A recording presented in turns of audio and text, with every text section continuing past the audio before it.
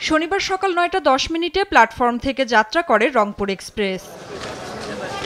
এর আধা ঘন্টা আগেই প্ল্যাটফর্মে হাজির ট্রেনটি। তাড়াহুড়ো ছাড়াই স্বস্তিতে ট্রেনে ওঠেন যাত্রীরা। কয়েকজন ছাদে ওঠার চেষ্টা করলে নামিয়ে দেয় রেলকর্মীরা। ঈদযাত্রার ষষ্ঠ দিনে অনেকটা এমনই ছিল ঢাকার রেলওয়ে স্টেশনের চিত্র। কোনো ঝামেলা ছাড়া স্বস্তির যাত্রায় খুশি যাত্রীরা। অন্য বছর থেকে এবার একটু মনে করো ভালোই হইতেছে, মনে করো কোনো জোর ঝাপটা নাই, কোনো অসুবিধা নাই। আগের তুলনায় দেখতেছি এবারে ট্রেন মানে সময় মতন ছাড়তেছে। স্টেশনে ঢোকার ক্ষেত্রেও ছিল ব্যাপক কড়াকড়ি। ৩ স্তরের চেকিং, টিকিট ছাড়া ভেতরে প্রবেশের সুযোগ ছিল না এদিনেও। প্রতি 15 মিনিট পর ট্রেন ছাড়ছে, তো প্রচুর ভিড় ছিল। প্রতিটা ট্রেন যেহেতু সময় মতো চলে গিয়েছে, যাত্রী এখন আর ভিড় নাই। প্রিয়জনের সঙ্গে ঈদের আনন্দ উদযাপনে বাস টার্মিনালেও দেখা গেছে যাত্রীর ভিড়। নির্বিঘ্নে যাত্রায় স্বস্তি প্রকাশ যাত্রীদের।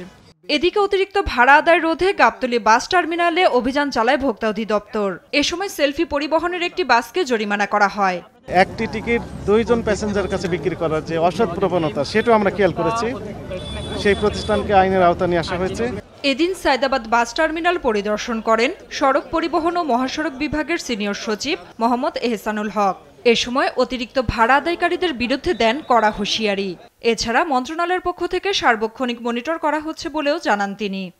এদিকে নির্বিঘ্ন লঞ্চ যাত্রায়ও স্বস্তি প্রকাশ করেছেন যাত্রীরা। ভাড়া ঠিক আছে, ভাড়া তেমন বেশি নিচ্ছে না, ভাড়া ঠিক আছে। মানে কোথাও কোনো দুর্ঘটনা ঘটেনি। আমাদের বরিশালের যাত্রী অনেকাংশে স্বাচ্ছন্দ্যে যাইতেছে, এবার কোথাও কোনো যানজট নাই। লঞ্চ কর্তৃপক্ষ জানান, আগের তুলনায় এবার যাত্রীর চাপ অনেক কম। নাফিয়া ফারজানা, দেশ টিভি, ঢাকা।